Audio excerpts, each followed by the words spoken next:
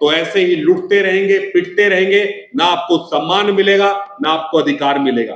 और एक बात और, इस मंच पे कुछ वक्ताओं ने एक बातें कही है, इस देश के अंदर दो शब्दों को लेके बहुत नकारात्मक भावना है, एक राजनीति को लेके और एक आरक्षण को लेके। तो मैं ये कहता हूं भाई, आरक्षण जो है वो भागीदारी का माध्यम है, और जब लोकतंत्र है तो उसमें भागीदारी भी होनी चाहिए, चाहे वो मिलिट्री हो, चाहे वो जुडिशरी हो, पॉलिटिक्स हो। आज आज आज ये बताएं मुझे, आज एक इस देश की बेटी ने ओलंपिक में मेडल जीता है, एक दो दिन पहले जीता था। तो आप सोचिए कि भाई 50 साल पहले उनके लिए क्या परिस्थितियां थी। तो इस मानसिकता को भी हमें बदलना है। जब तक मानसिकता नहीं बदलेगी, भाई मेरिट क्या है, मौका, अपॉर्चुनिटी, जिसको मिलेगी वो प्रूव करेगा, जिसको नहीं मिलेगी वो नहीं कर पाएगा। 1852 के अंदर इस देश में आईसीएस, इंडियन सिविल सर्विस शुरू हुआ, और 15 सालों तक इस देश का एक भी आदमी आईसीएस नहीं मिला। बट द रिप्रेजेंटेशन, जो आपकी भागीदारी है वो बढ़ाइए, सरकार में काउंसिल कीजिए, अपने बच्चों को ट्रेन कीजिए और द नेक्स्ट लेवल। आधी लड़ाई तो आप लोग लड़ लेंगे रेजोल्यूशन के through, but will you be able to fight जब आपकी टेक्निकल स्किल्स वहां पे पूछी जाएंगी? आप खुद बताइए मुझे, आपके बच्चे प्रिपेयर्ड हैं इस चीज के लिए? बिल्कुल नहीं। मैंने आज की मीटिंग के लिए बहुत कुछ प्रिपेयर किया था, but then I thought major points तो कवर हो ही चुके हैं।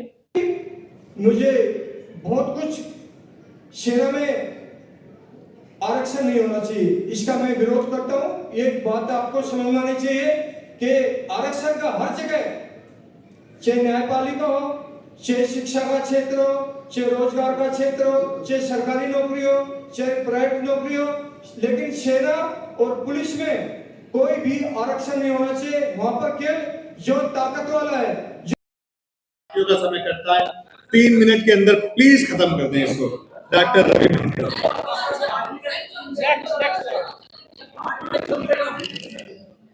धन्यवाद सर। सबसे पहले तो मैं धन्यवाद करूंगा कि आपने मुझे बोलने का मौका दिया। साथियों, मैं एक बात कहना चाहूंगा कि लास्ट वीक में एक बहुत अच्छा कार्य रहा हूं, इतिहास को रिपीट होते देख रहा हूं, लेकिन हमें इतिहास से सीखना चाहिए। साथियों, आजादी के दौर में 3 बड़ी शख्सियतें थी इस देश के अंदर, रहबर आजम सर छोटू राम, डॉक्टर बाबा साहब अंबेडकर और राम मनोहर लोहिया। लेकिन इत्तेफाक से वो तीनों लोग कभी एक प्लेटफॉर्म पे नहीं बैठ पाए। इसके बाद दोबारा से एक ऐसा ऐतिहासिक मौका आया 1980 के बाद, लेकिन फिर से वो 3 लोग एक प्लेटफॉर्म पे नहीं आ पाए, चौधरी देवीलाल, मान्यवर कांसीराम और लालू यादव। साथियों, इस मंच पे लिखा हुआ है बहुजन और भाग्यदारी। हम किन लोगों से अधिकार मांग रहे हैं? उन लोगों से अधिकार मांग रहे हैं जिन्होंने आपके 700 लोगों को गोली से मार दिया। उन लोगों से आप अधिकार मांग रहे हैं जो आपकी बहन बेटियों की इज्जत लुटती है, आप उनसे अधिकार मांग रहे हैं, आपको अधिकार नहीं मिलेंगे। मैं इस कार्यक्रम के माध्यम से एक बात कहना चाहता हूं, क्या इस बहुजन समाज के अंदर कोई ऐसा मर्द है, कोई ऐसा शेर है जो सड़क पे उतर सकता है, जो इस बहुजन समाज को जोड़ने के लिए यात्रा निकाल सकता है क्या कोई ऐसा? अगर है तो आपको एमएसपी भी मिलेगी, जुडिशरी में भागीदारी भी मिलेगी, सम्मान भी मिलेगा, अधिकार भी मिलेंगे। और अगर आप ये सोचते हैं कि भाई राहुल गांधी आपकी कास्ट सेंसस करा देगा, आपको जुडिशरी में रिजर्वेशन दिला देगा, तो भाई ये मत भूलना, गंगाधरी शक्तिमान है। ये दिल बहलाने के लिए ख्याल अच्छा है कि भाई मोदी चला गया, राहुल आ जाएगा, हमें अधिकार मिल जाएंगे, आपको अधिकार नहीं मिलेंगे। इसलिए ये ऐतिहासिक समय है, हमें वास्तव में बहुजन समाज बनाना है। अगर मैं बहुजन समाज के हिसाब से देखूं तो ये चुनाव निराशाजनक है। जो हमारी ताकतें थी वो सब की सब धराशायी हो गई है। लेकिन निराशा में भी कुछ अच्छे भाव छुपे होते हैं। कुछ ऐसे हमारे साथी इस लोकसभा में आए हैं चुन के, लेकिन आने वाले समय में जब इस देश के अंदर जो मैं देख पा रहा हूं एक राजनीति विज्ञान का विद्यार्थी होने के नाते, कि आने वाला समय सामाजिक न्याय का है, सोशल जस्टिस का है, लेकिन हम फिर से चूक जाएंगे क्योंकि हम लोग एक नहीं हैं। जब तक आप एक नहीं होंगे, चाहे कोई भी आ जाए सत्ता में, आपको अधिकार नहीं मिलेगा, आपको एमएसपी नहीं मिलेगी, आपको जुडिशियल रिजर्वेशन नहीं मिलेगा, आपको सम्मान नहीं मिलेगा, ऐसे ही चलता रहेगा, ये कोई ज्यादा फर्क नहीं पड़ेगा। इसलिए सबसे पहले हमें बहुजन एकता की बात करनी है। पिछले 15 सालों में इस बहुजन समाज को बिखेर दिया बिल्कुल। हरियाणा के अंदर नॉन जाट खड़ा कर दिया, बिहार के अंदर नॉन यादव खड़ा कर दिया, उत्तर प्रदेश के अंदर नॉन जाटव खड़ा कर दिया। जब तक बीमारी का इलाज नहीं करोगे, समाज बढ़ता रहेगा, आपको अधिकार नहीं मिलेंगे। तो इस सम्मेलन से यह आउटकम निकलना चाहिए कि वास्तव में हमें बहुजन एकता के लिए काम करना है। और बहुजन एकता कब होगी? जब इस बहुजन समाज का कोई व्यक्ति सड़क पे उतरेगा तो बहुजन एकता होगी। अगर बहुजन एकता करनी है तो हमें ये अपनाना होगा। हम बहुजन बहुजन चिल्लाते हैं, लेकिन ये बहुजन याद कब आता है? जब चुनाव आ जाता है या हमारे अधिकारों को छीन लिया जाता है, उसके बाद हम भूल जाते हैं कि हम बहुजन हैं। हमें वास्तव में बहुजन एकता बनानी होगी। अगर बहुजन एकता नहीं बनाओगे तो ऐसे ही लुटते रहेंगे, पिटते रहेंगे, ना आपको सम्मान मिलेगा, ना आपको अधिकार मिलेगा। और एक बात और, इस मंच पे कुछ वक्ताओं ने एक बातें कही है। इस देश के अंदर दो शब्दों को लेके बहुत नकारात्मक भावना है, एक राजनीति को लेके और एक आरक्षण को लेके। तो मैं ये कहता हूं भाई, आरक्षण जो है वो भागीदारी का माध्यम है, और जब लोकतंत्र है तो उसमें भागीदारी भी होनी चाहिए, चाहे वो मिलिट्री हो, चाहे वो जुडिशरी हो, पॉलिटिक्स हो। आज ये बताएं मुझे, आज एक इस देश की बेटी ने ओलंपिक में मेडल जीता है, 1-2 दिन पहले जीता था। तो आप सोचिए कि भाई 50 साल पहले उनके लिए क्या परिस्थितियां थी। तो इस मानसिकता को भी हमें बदलना है। जब तक मानसिकता नहीं बदलेगी, भाई मेरिट क्या है? मौका, अपॉर्चुनिटी, जिसको मिलेगी वो प्रूव करेगा, जिसको नहीं मिलेगी वो नहीं कर पाएगा। 1852 के अंदर इस देश में आईसीएस, इंडियन सिविल सर्विस शुरू हुआ, और 15 सालों तक इस देश का एक भी आदमी आईसीएस नहीं मिला। तब इस देश के जो ये कहते हैं ना मेरिट वाले लोग, इन्होंने अंग्रेजों से कहा कि हमें कुछ रिलैक्सेशन दीजिए, जो आज ये कहते हैं ना मेरिट उन, तब जाके 1867 में देवेंद्र नाथ टैगोर पहला आईसीएस बना था। तो मेरिट कुछ भी नहीं है, मेरिट है मौका। मौका मिलेगा तो इतिहास रचा जाएगा। ठीक है साथियों, समय का अभाव है। मैं बहुत बहुत दिल की गहराई से धन्यवाद करता हूं। जय भीम, जय संविधान, जय भारत।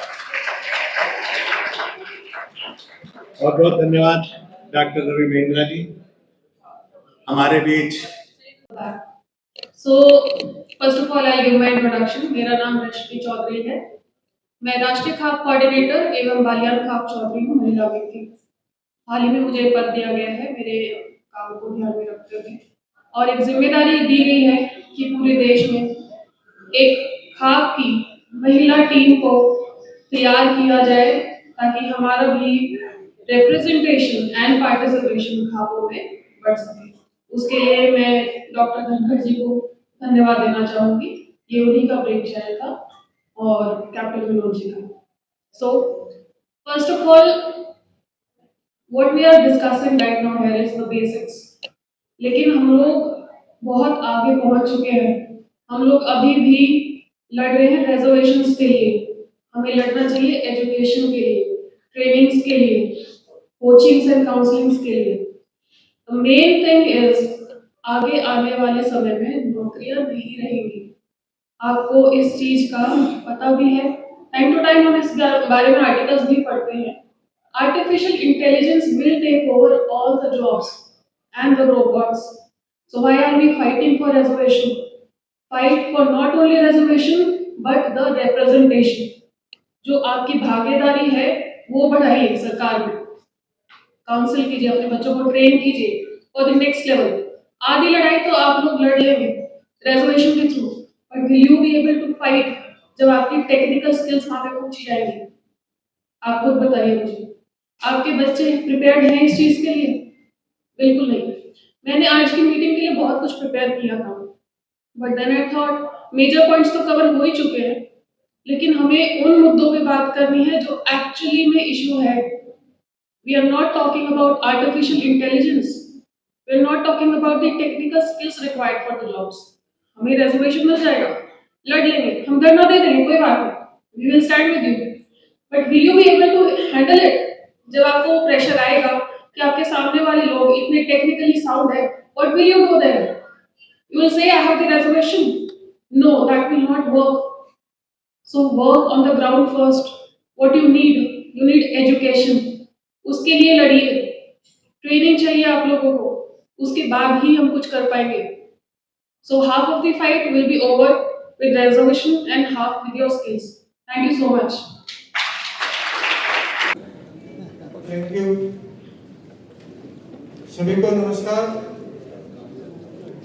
मैं एक विषय पर बोलूंगा जो आज तक आपने कहीं सुना नहीं होगा.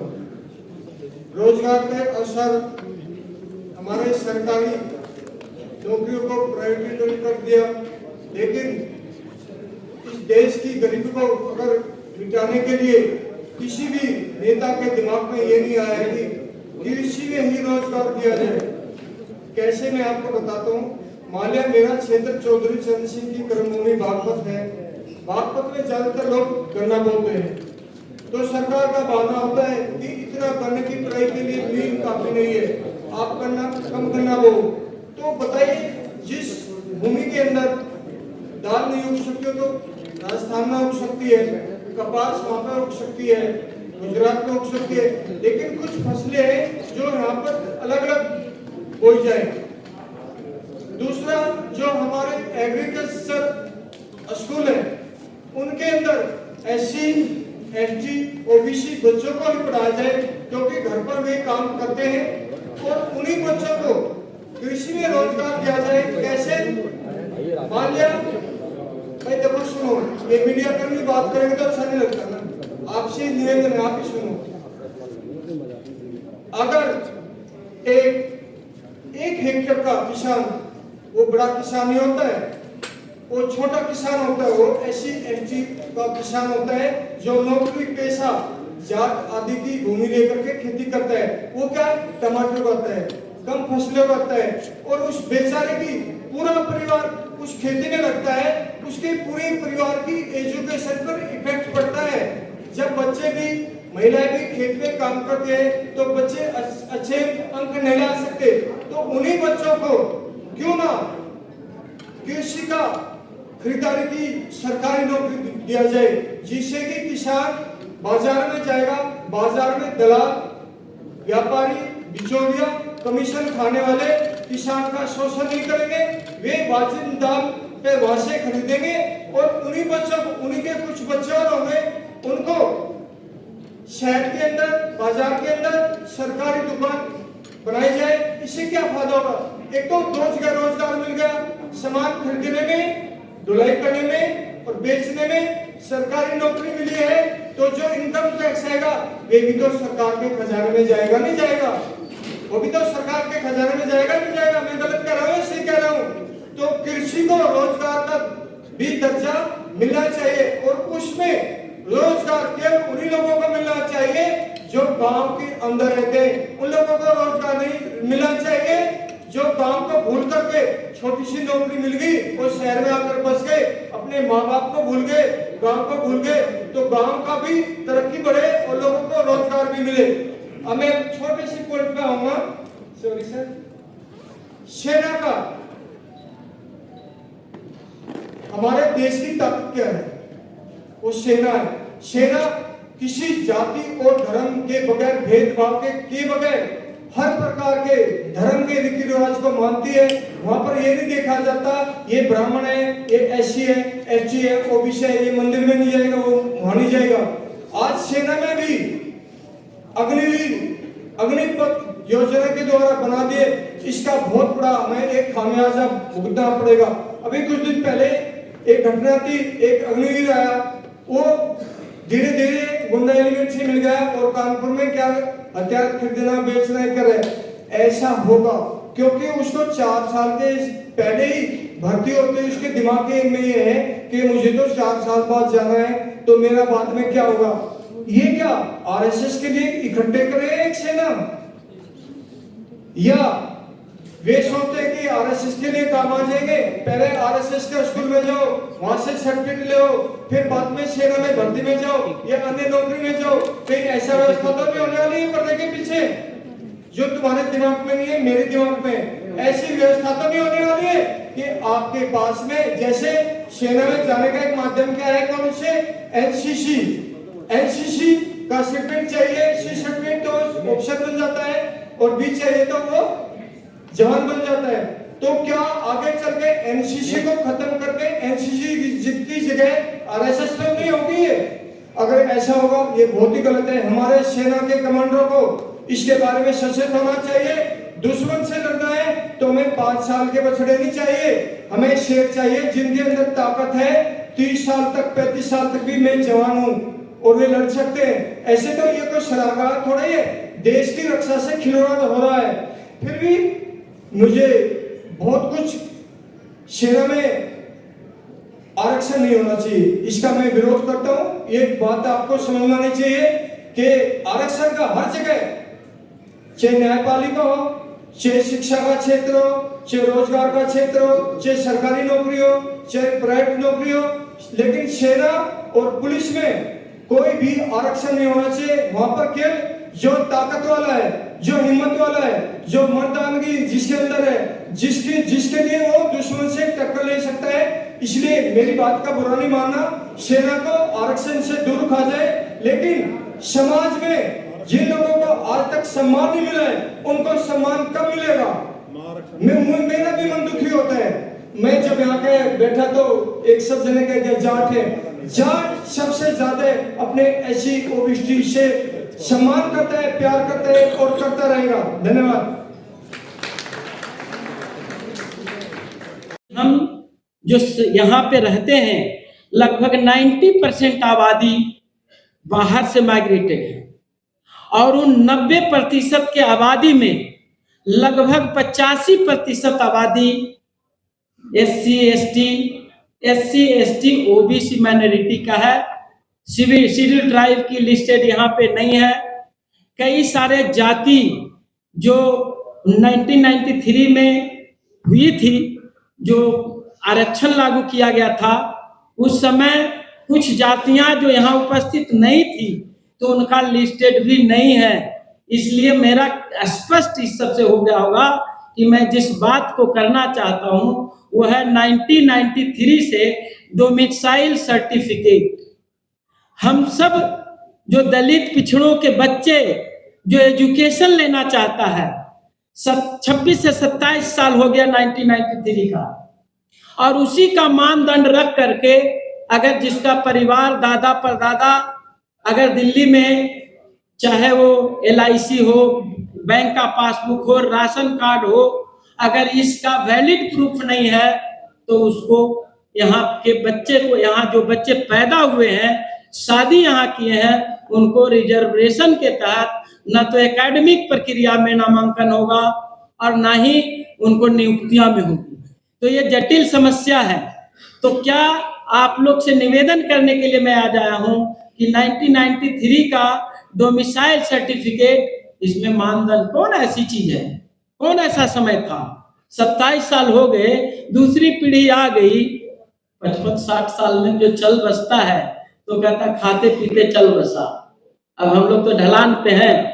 तो इसलिए इस मानदंड को माननीय मंत्री के सौजन्य से भी कई बार हमने डिमांड किया है। अब अभी MLA के रूप में अभी भी है, निरंतर इनका प्रयास रहता है कि हम लोग पर अच्छा करिए साहब। हमारे बच्चे, हमारे जो आगे आने वाले पीढ़ी है, बहुत जल्द 7-8 साल 9 साल 10 साल के बाद जो फर्स्ट 5-7 में क्लास में है, वो बच्चे बहुत जल्द बोर्ड दे करके एडमिशन लेने वाला है IIT में या अन्य संस्थान में, DU में या DTU में या अनंत इंजीनियरिंग कॉलेज है। तो डोमिसाइल सर्टिफिकेट का समय घटाया जाए या अन्यथा इनको समाप्त किया जाए। बिजली है, पानी है मेरे घर में, टेलीफोन है मेरे पास, वोट की अधिकार है मेरे पास, फिर 1993 के क्यों? दूसरा सब्जेक्ट, क्योंकि एक सब्जेक्ट पे ज्यादा समय नहीं, उसका ठीक था, क्रीमी लेयर। बड़ा सुनने में अजीब सी बात लगती है। कई सारे लोग, हमारे जो माताएं हैं, बहनें हैं, या जो और अन्य लोग हैं उनको पता नहीं है कि व्हाट इज क्रीमी लेयर, और क्रीमी लेयर मुफ्त में मिलेगी। ये धन्यवाद करें या उनको कोसें, क्रीमी लेयर हमने नहीं मांगा था साहब। हमें पक्षपात करने की वजह से हमारे जो ऊपर महापुरुष बैठे हैं उन्होंने हम लोग के लिए आरक्षण की डिमांड करी थी कि जो आबादी थी उसके अनुसार हमारे बच्चे इंजीनियरिंग में नहीं जाते थे, मेडिकल में नहीं जाते थे, या अन्य संस्थानों में दाखिला नहीं मिलता था, नौकरियां नहीं मिलती थी, रिजल्ट अच्छे मिलते थे। और इसी पे एक ताजा उदाहरण मैं देना भी चाह रहा हूं। कई गरीब बच्चे 650 नंबर मेडिकल में लाया हुआ है, उसको एडमिशन नहीं मिल रहा। कल मैं एक नाई के दुकान पे था, एक अपर क्लास का आदमी बहुसंख्यक समाज के बच्चे को गाली दे रहा था कि रिजर्वेशन कब तक रहेगा और रिजर्वेशन खत्म होनी चाहिए। मुझे रहा नहीं गया, मैं 2-3 लोग थे, मैं अकेले उन लोग से लड़ पड़ा। भाई तुम्हें खतरा क्या है, दिक्कत क्या है? तुम पहले ये बता दो कि तुम रिजर्वेशन को खत्म करना चाहते हो या जो 10-20-50 लाख रुपया दे करके बेईमान लोग जो अपने बच्चे को मेडिकल में एडमिशन कराना चाहता है, जो तुम्हारे बच्चे को अधिकार को हनन करना चाहता है, जो टॉपर, कभी देखा है एक से ज्यादा टॉपर और पूरा नंबर लेके टॉपर कभी बनता है? जी कभी नहीं बनते देखा। मेरी भी बेटी मेडिकल करी है 2016 बैच में, 550 नंबर आए थे, उसका लेडी हार्डिंग में एडमिशन हुआ था साहब। 5 साल पहले इतना अत्याचार नहीं था, कुछ सीटों पे होती थी, लेकिन आज तो पूरे 100% सीट गायब है।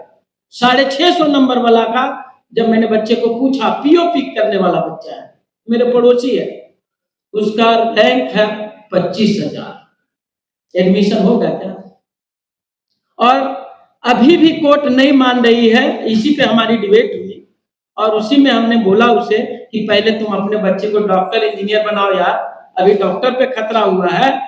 जो पूंजीपति, तुम भी तो गरीब हो, हम कहते हैं सारे लोग। डोमिसाइल में भी मैंने बताया कि जो 10% के लोग हैं उनको कोई जरूरत नहीं है, उनको डायरेक्ट एंट्री मिल जाती है, लेकिन हमारे SC ST OBC के बच्चे को मिलता है, ऐसा होता है।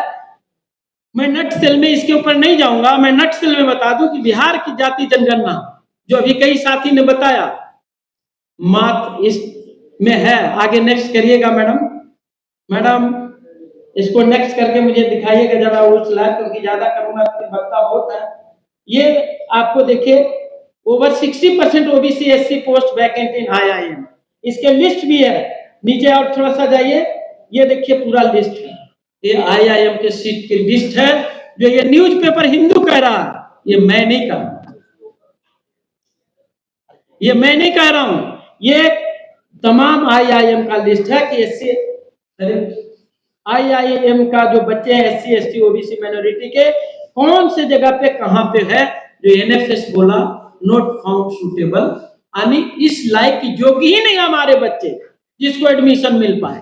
नोट फाउंड सूटेबल का मतलब जान लीजिए, हमारे कई भाई NFS बोल रहे हैं, नोट फाउंड सूटेबल बोल रहे हैं, मैं बोल रहा हूं कि आपके SC ST OBC के बच्चे IIM के अंदर दाखला लेने के लायक ही नहीं है, जबकि मेरी आबादी देश में 100 करोड़ से ऊपर है, 120 करोड़ है। उसके बावजूद हम कह रहे हैं, मानता हूं मैं लेबर हूं, मानता हूं मैं दिल्ली को सजाया हूं, मानता हूं कि मेरे सारे का मेरे भाई हर जगह दिल्ली में काम करके अपने रोजी रोटी करके अपने बच्चे को पालते हैं। क्या 90% में 9% भी हमारे बच्चे होनहार नहीं है क्या? अगर 9% भी हमारे बच्चे होनहार है तो उनसे मेरा बराबरी है, लेकिन ऐसा होता नहीं है। तो ये लिस्ट है, नेक्स्ट में दिखाइएगा। नेक्स्ट मैडम, ये बिहार का कास्ट सर्वे कहता है, ये सरकारी डाटा है और इस डाटा में 6,000 से 200 रुपये पर डे कमाने वाला आदमी 34% है, जिसके घर में 2 जून की रोटी हो सकती है, वो ईंट भट्टे पे 200 रुपये की रोजी रोटी करते हैं, फैक्ट्री में करते हैं, चाय के दुकान में करते हैं, खेती में करते हैं। उसके बाद 6,000 से 10,000 रुपये का 29% टोटल मिलाते हैं अगर, तो लगभग 64% आबादी जो कि हमारे पास मात्र है, जो कि 333 रुपए कमाने पे मजबूर है। उसके बाद 50,000 से 6 लाख जो कि क्रीमी लेयर का मानदंड भी क्रॉस नहीं करता है, और उसकी आबादी मात्र 4.5%, 4.5% है। क्या ऐसे जगह पे जिसकी आबादी सिर्फ 1% जो संसाधन से युक्त है, मात्र 1%, ऐसे लोगों पे क्रीमी लेयर जैसे मानदंड लगाने की जरूरत है या हटाने की जरूरत है? मैं आप सबसे पूछता हूं, ये कौन हटवाएगा? तो ये क्रीमी लेयर या तो बढ़ाए या तो समाप्त कर दे। और ये क्यों? ये सुनियोजित तरीके से हमारी लड़ाई मूवमेंट खत्म कर देता है। जब कोई मेंबर ऑफ पार्लियामेंट बन जाता है, कोई हमारे आईएएस बन जाते हैं, डॉक्टर बन जाते हैं, बैंक के 4th ग्रेड उसमें चलता, 1st, 2nd, 3rd, जो 4th ग्रेड होता है वो टॉपर होता है, जीएम एजीएम वगैरह बनते हैं। उन सबको जिनके पास संसाधन है, उनके बच्चे को क्रीमी लेयर के तहत रोक दिया जाता है, और जिनके पास संसाधन नहीं है उनको यूं कहें कि सड़ से धड़ अलग लीडरशिप खत्म करने की काम करी जा रही है। लीडरशिप कौन करेगा? जिसके पास संसाधन होगा। आज मैं दिल्ली रेजिडेंट एक कॉलोनी में मैं भी रहता हूं, जो प्राइवेट मतलब क्या ऑथराइज कॉलोनी 1700-1800 कॉलोनी दिल्ली में है। RWA के मेंबर किसको बनाते हैं साहब? जो अध्यक्ष होता है वो किसको बनाते हैं? जो पढ़े लिखे डॉक्यूमेंट से लैस होते हैं, जो लिख पढ़ सकते हैं। वो मजदूर के घर के आदमी को अध्यक्ष नहीं बनाते हैं। मेरा साफ शब्द में कहना है कि हम जिनके पास संसाधन है उनको खत्म करके हमारी लड़ाई को धीमा कर देते हैं, जिससे कि अब हमारे साहब बैठे हैं, ये तो क्रीमी लेयर में आ गए। ये अलग बात है कि अभी SC पे ST पे नहीं है वो तलवार, लेकिन ये भी बहुत जल्द है जो कि SC ST पे लग जाएगी। ये भी आपको खबर है कि SC ST पे भी आपको क्रीमी लेयर का मानदंड लग जाएगा। तो ऐसे जो अधिकार को हनन करने का टूल है, एक लब का अंगूठा काटने का हथियार है, हमारा लीडरशिप नेतृत्व को खत्म करने का हथियार है, उसको या तो मानदंड बढ़ाया जाए या तो समाप्त की जाए। इंटरव्यू की समाप्ति, यही सब हमारे जो बी द पीपल का फंक्शन है। कई साथी, मैं खंडन करना चाहता हूं, मुझे 2-3 बार से कड़वा अनुभव होता है। एक सांसद महोदय ने बोला कि आप दुकानदारी चलाते हैं, माननीय मंत्री बैठे हैं, एक सांसद जी का फोन। सर नमस्कार जी, कार्यक्रम चल रहा है, मेरा थोड़ा सा क्रीमी लेयर पे था, मैं इसलिए आपका फोन नहीं उठा रहा हूँ। आइए, स्वागत है सर जी। माननीय सांसद राम शिरोमणि वर्मा जी अभी हमारे आने वाले हैं, उन्हीं का फोन 2-3 बार और जितने लोग बैठे हैं सब मानिए। ठीक है सर, लेकिन उनको सम्मान देंगे। आप प्लीज आप ना बोले, आप हमेशा भी बात करते हैं। सॉरी, मैं जान चुका हूँ, मैं मानता हूँ आपका कार्यक्रम नहीं है, आपका कार्यक्रम नहीं है। ये बैठे थे, इनको माननीय नहीं बोले, क्या विधायक है? हम अनुयायी का आप नहीं सर। दुआ साहब, मैं आइडेंटिफाई किया हूँ आपको, आप मेरे कार्यक्रम में जा सकते हैं, मैं जानता हूँ आपको। क्यों नहीं बोले? प्रोफेशन है तो प्रोफेशन नहीं बोले क्या? सभी सम्मानित है, सबके लिए, सबको तो मैं बोल रहा हूँ, कृपया करें। तो मेरा कहने का मतलब ये है कि जिसकी आबादी मात्र 1% संसाधन पे है, 1% आबादी जिसमें है जो कि पूंजीपति है, उसके ऊपर क्रीमी लेयर जैसे मानदंड को समाप्त कर मतलब एफर्मेटिव एक्शन लाने के लिए जो आरक्षण लाई गई थी, इसमें बहुत सारे टूल्स हैं जो कि रोस्टर है। एक हमारे रमाशंकर कुशवाहा भी दिए, दूसरा हमारे प्रोफेसर और भी आकर के अभी एक देंगे, मात्र एक और दूंगा, बाकी सारे वक्ता ही हैं। इसलिए क्रीमी लेयर जैसे चीजों को समाप्त करके और आप लोग पहल करें, और सब पहल करेंगे तो समाप्त होगा। और माननीय सांसद से भी यही गुजारिश करते हैं, नहीं जानते सर, कम से कम 200 सांसद को लिखा हुआ विन्नत करता हूं, तब जाके जगह देते हैं। कैसे माननीय नहीं मानू? उनको लाखों जनता ने दिया है, प्रोफेसर है, डॉक्टर है, तो उनको तो बोलूंगा। बहुत बहुत धन्यवाद सर। हाँ निगम साहब, तो बस इन्हीं चंद शब्दों के साथ क्रीमी लेयर की बात की समाप्ति। और एक बार जोरदार ताली सांसद महोदय के लिए, माननीय सांसद, सम्मानित सांसद, माननीय सांसद, दोनों चीजें, और निरंतर हमारे कार्यक्रम में 4 चांद लगाया, कितना सवाल किया है ये लोग सब लोग नहीं जानते, मैं जानता हूं।